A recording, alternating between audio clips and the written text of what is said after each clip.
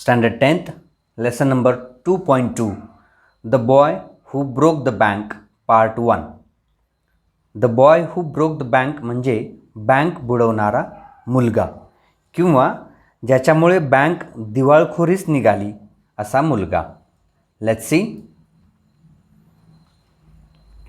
Nathu grumbled to himself as he swept the steps of the Peoplenagar Bank owned by Seth Govindram. He used the small broom hurriedly and carelessly, and the dust, after rising in a cloud above his head, settled down again on the steps. As Nathu was banging his pan against a dustbin, Sitaram, the washerman's son, passed by. Sitaram was on his delivery round. He had a bundle of freshly pressed clothes balanced on his head. शेठ गोविंदराम यांच्या मालकीच्या पिपळनगर बँकेच्या पायऱ्या झाडताना नथू स्वतःवरच चिडला. हातातला लहानसा झाडू त्याने निष्काळजीपणाने घाईघाईने पायऱ्यांवर फिरवला आणि त्यामुळे काय झालं, झाडलेली धूळ त्याच्या डोक्यापर्यंत उडून पुन्हा पायऱ्यांवरच पसरली. हातातली सुपली तो कचऱ्याच्या डब्यावर आपटत होता. तेव्हा धोब्याचा मुलगा सीताराम तिथून जात होता. सीताराम कपडे पोचवण्याच्या कामावर निघाला होता. त्याच्या डोक्यावर नुकत्याच इस्त्री केलेल्या कपड्यांचे गाठोडे होते. "Don't raise such dust," he called out to Nathu. "Are you annoyed because they are still refusing to pay you an extra 2 rupees a month?" "I don't wish to talk about it," complained the sweeper boy. "I haven't even received my regular pay, and this is the 20th of month. Who would think a bank would hold up a poor man's salary? As soon as I get my money, I am off. Not another week I work in this place." And Nathu banged the pan against the dustbin several times, just to emphasize his point and giving himself confidence. "Well, I wish you luck," said Sitaram. "अशी धूळ उडवू नकोस रे," तो नथूला हटकत म्हणाला. "महिन्याला 2 रुपये जास्त द्यायला ते अजूनही नकार देत आहेत, म्हणून एवढा वैतागला आहेस का?" "मला त्याबद्दल काहीही बोलायची इच्छा नाही," तो झाडूवाला मुलगा तक्रारीच्या सुरात म्हणाला. "महिन्याची 20 तारीख झाली तरी मला अजून माझा नेहमीचा पगार मिळाला नाही. बँक अशी कोण्या गरीब माणसाचा पगार थकवत असेल असे कोणाला तरी वाटेल का?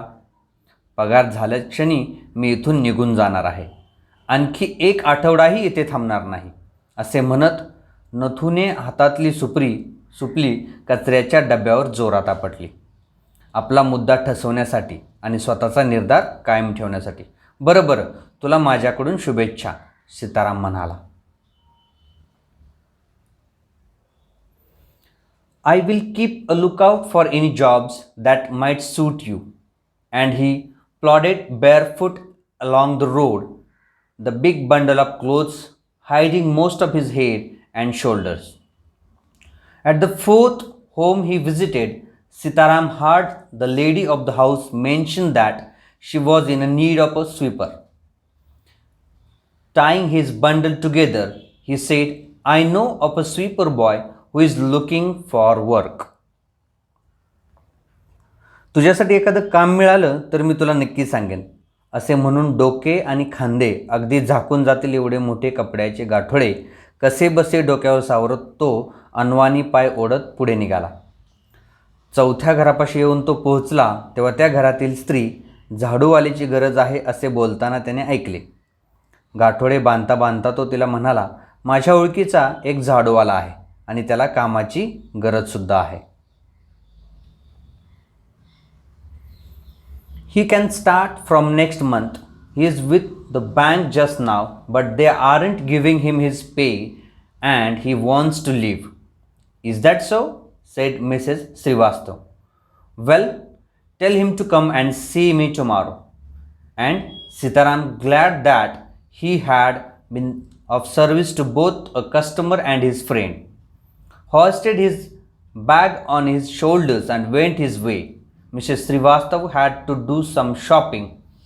She gave instructions to the ayah about looking after the baby and told the cook not to be late with the midday meal. पुढच्या महिन्यापासून तो कामावर येऊ शकतो, कारण आत्ता एका बँकेत तो कामाला आहे, पण ते लोक पगार देत नाहीत म्हणून त्याला ती नोकरी सोडायची आहे. असं का? मग त्याला उद्याच मला भेटायला सांगा, श्रीमती श्रीवास्तव म्हणाल्या. गिरायकाला आणि आपल्या मित्राला दोघांनाही मदत करता आली म्हणून खुश होत सीताराम खांद्यावर गाठोडे टाकत पुढे निघून गेला.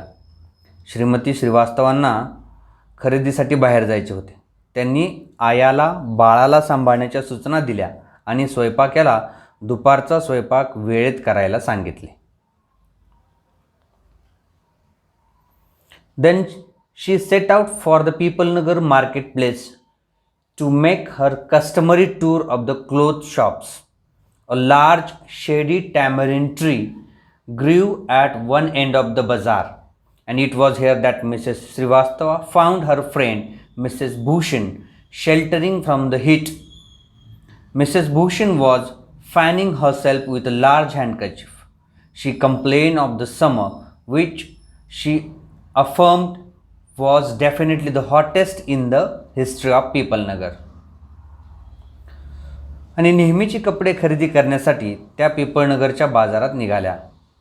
बाजारात एका टोकाला असलेल्या एका मोठ्या डेरेदार चिंचेच्या झाडाखाली सावलीसाठी उभ्या असलेल्या श्रीमती भूषण त्यांना भेटल्या. एका मोठ्या रुमालाने त्या स्वतःला वारा घालत होत्या. पिपळनगरच्या इतिहासातला हा नक्कीच सर्वात कडक उन्हाळा आहे असे त्या वैतागून सांगत होत्या. She then showed Mrs. Srivastava a sample of cloth she was going to buy, and for 5 minutes they discussed its shade, texture and design. Having exhausted this topic, Mrs. Srivastava said, "Do you know, my dear, that Seth Govindram's bank can't even pay its employees? Only this morning I heard a complaint from their sweeper who hasn't received his wages for over a month."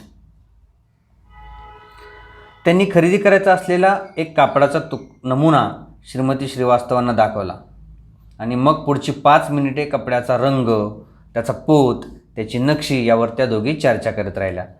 आणि त्या विषयावर बोलून झाल्यावर श्रीमती श्रीवास्तव म्हणाल्या, "अगं, तुला माहीत आहे का, शेठ गोविंदरामची बँक त्यांच्या कर्मचाऱ्यांना धड पगारसुद्धा देऊ शकत नाही. आजच त्यांचा झाडूवाला तक्रार करत होता की महिना उलटून गेला तरी त्याला अजून पगार देखील मिळालेला नाही." "Shocking," remarked Mrs. Bhushan. "If they can't pay the sweeper, they must be in a bad way. None of the others could be getting paid either." She left Mrs. Srivastava at the tamarind tree and went in search of her husband, who was sitting in front of Kamal Kishore's photography shop, talking with the owner. "So there you are," cried Mrs. Bhushan. "I have been looking for you for almost an hour. Where did you disappear?" "Nowhere," replied Mr. Bhushan. "Had you remained stationary in one shop, I might have found you." अरे बापरे, झाडूवाल्याचा देखील पगारही देऊ शकत नाही याचा अर्थ परिस्थिती फारच बिकट दिसते. बाकीच्यांनाही पगार मिळत असेल असे वाटत नाही, श्रीमती भूषण म्हणाल्या. चिंचेच्या झाडापाशी श्रीमती श्रीवास्तव यांचा निरोप घेऊन त्या आपल्या पतीला शोधायला निघाल्या. ते कमल किशोर फोटोग्राफीच्या दुकानासमोर त्या मालकाशी गप्पा मारत बसले होते. "तुम्ही इथे बसला आहात तर?" श्रीमती भूषण उद्गारल्या. "अहो, 1 तास झाला मी तुम्हाला सगळीकडे शोधत आहे. कुठे गायब झाला होतात?" "कुठेही नाही," श्रीभूषण म्हणाले. "तू एकाच दुकानात स्थिर असशील तर मी तुला शोधू शकलो असतो ना."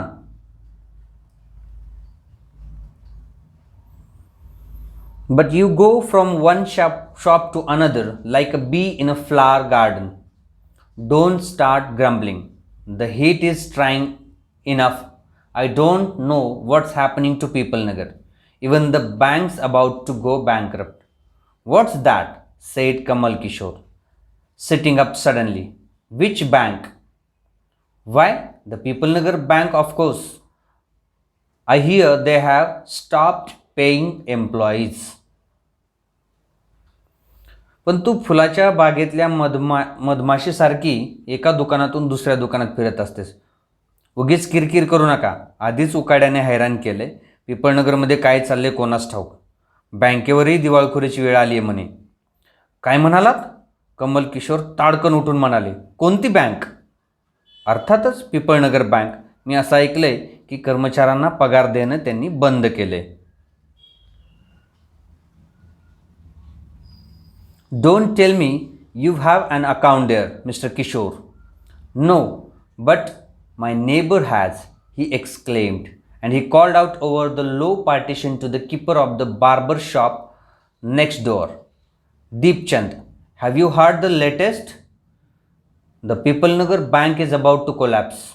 You would better get your money out as soon as you can. आता हे म्हणू नका की तुमचं खातं त्या बँकेत आहे. ते श्री किशोर, माझं नाही पण माझ्या शेजाऱ्याचं आहे, ते उद्गारले आणि मधल्या भिंतीपलीकडच्या न्हाव्याच्या दुकानात मालकाला त्यांनी हाक मारली. दीपचंद, ताजी बातमी ऐकलीस का? पिपळनगर बँक बंद होणार आहे म्हणे. लवकरात लवकर तुझे पैसे तू काढून घे. Deepchand, who was cutting the hair of an elderly gentleman who was so startled that his hand shook and he nicked his customer's right ear. The customer yelped with pain and distress. Pain because of the cut and distress because of the awful news he had just heard. With one side of his neck still unshaven, he sped across the road to General Merchant Store where there was a telephone. Deepchand एका वयस्कर गृहस्थाचे केस कापत होता. ही बातमी ऐकून तो इतका चपपला की हात हल्ल्यामुळे त्याच्या गिरायकाचा उजवा कानच कापला. ते गृहस्थ वेदनेने आणि धक्क्याने जोरात ओरडले. आधी कान कापल्याची वेदना आणि मग नंतर त्या भयंकर बातमीचा धक्का. मानेच्या एका बाजूचे केस कापून घ्यायचे तसेच सोडून ते लगबगीने रस्त्याच्या पलीकडे असलेल्या किराणा दुकानात फोन करायला गेले. Here we have finished part 1. Part 2 to be continued into the next video. या पाठाचा part 1 हा भाग आपण आता पाहिला. याचा part 2 आपण पुढील व्हिडिओमध्ये पाहूया. थँक्यू.